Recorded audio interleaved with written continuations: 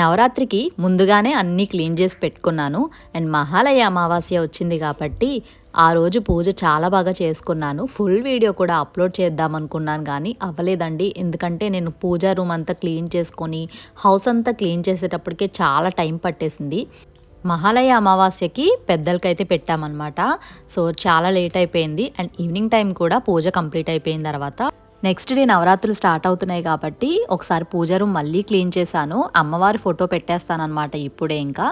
And బాబా గురించి ఈ coin గురించి చిన్న ఎక్స్ప్లెనేషన్ ఇచ్చాను. ఫుల్ వీడియోలో అప్లోడ్ చేశాను. కింద లింక్ ఇస్తాను, ఇంట్రెస్ట్ ఉంటే కనుక చూడండి.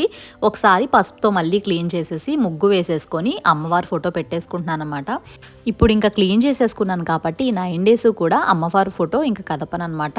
9 డేస్ పూజ కంప్లీట్ అయిపోయిన తర్వాతే కదుపుతాను. అండ్ 9 డేస్ నాన్ వెజ్ కూడా తినము. ఈ వీడియో కంటిన్యూషన్ నెక్స్ట్ వీడియోలో ఉంటుంది. ఇంట్రెస్ట్ ఉంటే కనుక చూడండి.